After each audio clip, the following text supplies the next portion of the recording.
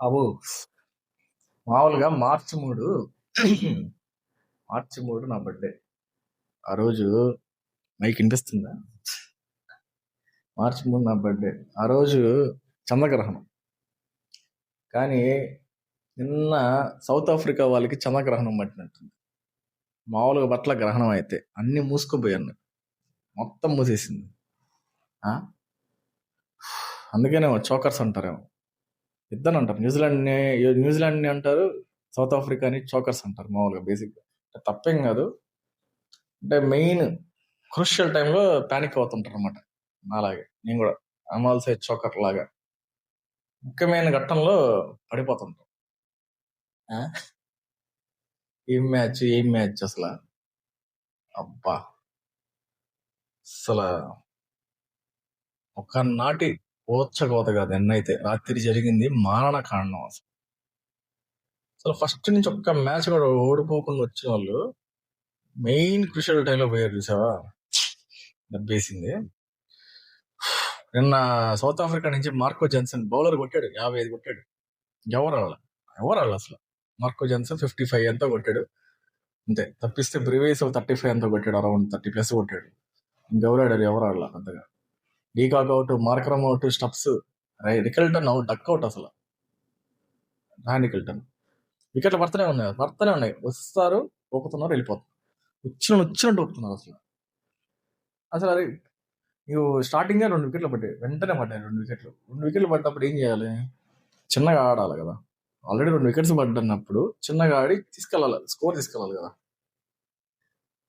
రావడం, ఊపడం, అవుట్, వెళ్ళిపోవడం. అసలు ఇది సెమీఫైనల్ లేదు, వాళ్ళు ఏదో ఫస్ట్ మ్యాచ్ అనుకుంటున్నారు టోర్నమెంట్. అట్లా అసలు వచ్చినట్టు అవుట్ అయిపోతున్నాడు, ఊపాడు వచ్చినట్టు. మిల్లర్ కూడా ఆడలేదు. నేను మిల్లర్ ఆడుతాడేమో అనుకున్నా, లాస్ట్ కొంచెం ఉంది, బ్యాకప్ ఇస్తాడు కనీసం. మిల్లర్ కూడా ఆడలేదు. సో అదే పరిస్థితి. సో మ్యాచ్కి వస్తే నిన్న అబ్బా నుంచి నాకు శివుని వచ్చేస్తా. అబ్బా, అసలు నేను ఎన్ని ఆశలు పెట్టుకున్నా. సో నిన్న అనుకున్నా ఎడో తేడా కొడుతుంది సీనా అని, కొట్టింది నిజంగా. మొన్నగా చంద్రగ్రహణం, నిన్న చంద్రగ్రహణం కోల్కత్తాలో జరిగింది చంద్రగ్రహణం. సో మ్యాచ్కి వస్తే నిన్న మ్యాచ్ ఫస్ట్ టాస్ న్యూజిలాండ్ గెలిచింది. న్యూజిలాండ్, నేను అదే అన్నా, టాస్ క్రూషియల్ రోల్ ప్లే చేస్తుందని. సో ఫస్ట్ న్యూజిలాండ్ టాస్ ఎప్పుడైతే గెలిచిందో అప్పటి నుంచి వాళ్ళకి ఎంత ఫేవర్గా జరిగింది. టాస్ గెలిచారు, ఫీల్డింగ్ తీసుకున్నారు. ఫస్ట్ బ్యాటింగ్ సౌత్ ఆఫ్రికా చేసింది. సో ఈడెన్ గార్డెన్స్ చిన్న స్టేడియము, బౌండరీలు ఎక్కువ పోతాయి, నేను కూడా హై స్కోర్ వస్తుందేమో, బాగా ఆడతారు అనుకున్నా. సో ఫస్ట్ బ్యాటింగ్ తీసుకున్నారు south Africa. Aiden Markram, de Kock openers. De Kock అన్నా త్వరగా అవుట్ అయిపోయాడు, ఊపేసాడు. నెక్స్ట్ మళ్ళీ ఎవరు? నికిల్టన్ టక్అవుట్, వెళ్ళిపోయాడు. మార్కర్ ఉన్నాడు, కొంచెంసేపు కెప్టెనింగ్స్ ఆడతాడేమో అనుకున్నా కానీ కొంచెంసేపు ఆడాడు, కానీ మళ్ళీ మనోడు గారు క్యాచ్ ఇచ్చేసాడు. ఇప్పుడు ఆల్రెడీ 2 వికెట్లు పడ్డప్పుడు చిన్నగా ఆడాలి కదా, ఎందుకు ఆవేశం? ఈడదా కష్టపడి వచ్చాను, ఇక్కడికి వచ్చి అంతా ఇది వచ్చి ఈడ పడినట్టు ఇంటికాడ. కెప్టెన్ కూడా ఆడలేదు నిన్న, చిన్నగా ఉండి నిలబడి ఆడాలి కదా, చివరి దాకా ఉండి ఆడాలి. తక్కువ స్కోర్ అయినా ఎంతో కొంత వచ్చినా కూడా నిలబడాలి కదా కెప్టెన్. ఊపేసాడు, అవుట్. నాకు అర్థమైంది, 3 వికెట్లు పడ్డాయి, అయ్యా ఇదేదో తేడా కొడుతుంది అనిపించింది నాకైతే. బయట కేఫ్లో కూర్చొని చూస్తాను మ్యాచ్, బయట వేస్తే నాకు చూస్తాను, ప్రొజెక్టర్లు వేస్తే బయట కేఫ్లో కూర్చొని చూస్తాను. అందరు చూస్తా ఉన్నారు మ్యాచ్.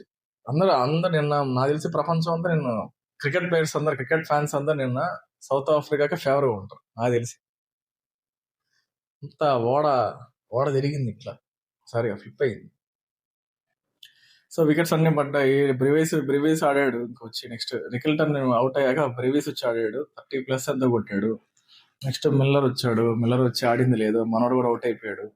ఇంకా బౌలర్స్ గురించి మనం మాట్లాడలేదు. జన్సన్ పాపం ఆదుకున్నాడు, 55 కొట్టాడు. ఆ 55 కొట్టడం వల్ల స్కోర్ అయినా 169 వచ్చింది. 8 వికెట్స్ పడ్డాయి, 169 కొట్టారు. So 170 to win. ఫస్ట్ ఇన్నింగ్స్కి వస్తే నెక్స్ట్ బౌలింగ్ వస్తే న్యూజిలాండ్ బౌలింగ్ వస్తే ఫెర్గుసన్, నెక్స్ట్ మెకాన్చి 2 వికెట్లు తీశారు. శాంటర్కి కెప్టెన్ ఓవర్లు వేసాడు కానీ వికెట్లు తీసుకోవాలి. మంచి బాగా చేశాడు నిన్న, కెప్టెన్సీ మాత్రం బాగా అనిపించింది. కామ్గా ఉంటాడు మనిషి మళ్ళీ. అసలు నాకు తెలియదు అన్నట్టు ఉంటాడు. బాగా చేశాడు నిన్న కెప్టెన్సీ. వికెట్లు ఏం పడలేదు. నెక్స్ట్ రచిల్ రవీంద్ర స్పిన్నర్కి 2 వికెట్లు పడ్డాయి. వెంటనే రచిల్ రవీంద్రకి అనుకుంటా బ్యాక్ టు బ్యాక్ పడ్డాయి వికెట్స్. నిన్న మామూలు ఫామ్ కాదు, ఫైర్ మీద ఉన్నా నిన్న బౌలర్స్ మాత్రం. అందరు వికెట్లు పడ్డాయి నిన్న. అది నెక్స్ట్ న్యూజిలాండ్ బౌలింగ్కి వస్తాయి. సో అలా 169కి 8 వికెట్స్ పడ్డాయి South Africa. So next second ఇన్నింగ్స్కి వద్దాం. సెకండ్ ఇన్నింగ్స్కి వస్తే న్యూజిలాండ్ బ్యాటింగ్కి వస్తే ఇప్పటికి నాకు తలుచుకున్నా, నేను రాత్రిని ఇప్పుడు తలుచుకున్నా నాకు మోషన్స్ వచ్చేస్తున్నాను. అబ్బా ఏమి మ్యాచ్ నాయన, ఏమి మ్యాచ్ అసలు అది. ఉతుకుడు. సో ఫస్ట్ బ్యాటింగ్కి న్యూజిలాండ్ బ్యాటింగ్కి వస్తే సీఫర్ట్, ఫిన్నాలన్ దిగారు. సీఫర్ట్ చిన్నగా ఆడుతా ఉన్నాడు, కానీ 50 పైన కొట్టాడు. 58 ఎంతో కొట్టాడు, 33 బాల్స్కి ఎంతో కొట్టాడు. చిన్నగా నిలబడి జాగ్రత్తగా ఆడుతా ఉన్నాడు, కాన్ఫిడెంట్గా ఆడుతా ఉన్నాడు. కానీ అవతల వ్యక్తి కొట్టాడు చూసావా, అది ఓచుకోత, మాల్ వచ్చుకోత కాదు. నిన్న రాత్రిని మాత్రం కొన్ని రోజుల దాకా ఎవరు మర్చిపోరు. 30+ బాల్స్ కనుకుంటా, సెంచరీ కొట్టాడు. 30 బాల్స్కి 30+ బాల్స్ సెంచరీ చేసాడు. అసలు ఫాస్టెస్ట్ సెంచరీ నాకు తెలిసి ఈ టోర్నమెంట్లో, maybe I guess fastest century నిన్న. ఉతుకుడు. నెక్స్ట్ సీఫర్ట్ అవుట్ అయ్యాక నెక్స్ట్ రచల్ రవీంద్ర వచ్చాడు, ఆల్రౌండర్ వచ్చి ఒక 2 4 కొట్టాడు. ఆడితో మ్యాచ్ క్లోజ్ అయింది. 173కి పడ్డాయి వికెట్లు. సారీ 173కి 1 వికెట్కి 173 1 వికెట్, ఓన్లీ 1 వికెట్. ఆడితో మ్యాచ్ క్లోజ్ చేశారు. సో నెక్స్ట్ ఇప్పుడు బౌలింగ్ వద్దాం. మన సౌత్ ఆఫ్రికా బౌలింగ్ వద్దాం. సౌత్ ఆఫ్రికా బౌలింగ్ వస్తే first Marco Jansen highest runs 50+ ఇచ్చాడు. మనోడితోనే మ్యాచ్ ఎండ్ అయింది. 13 అవర్స్కి మ్యాచ్ ఎండ్ అయింది. 13 అవర్స్కే కొట్టేశాడు. 173 కొట్టారు 13 అవర్స్కి.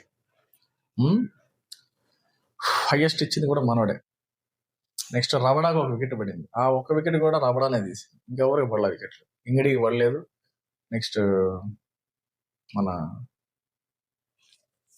మెయిన్ స్పిన్నర్ ఎవరు, ఉన్న స్పిన్నర్ ఎవరు, ఒకరే కదా ఉండేది, కేశవ్ మహారాజ్. కేశవ్ మహారాజ్కి పడలేదు వికెట్లు. స్పిన్నర్ కూడా వికెట్లు పడ్డా నేను. సో అది బౌలింగ్కి వస్తే, సో అది పరిస్థితి. నిన్న రాత్రి మాత్రం మర్చిపోలేని కాళరాత్రి అయింది సౌత్ ఆఫ్రికాకి. New Zealand into finals.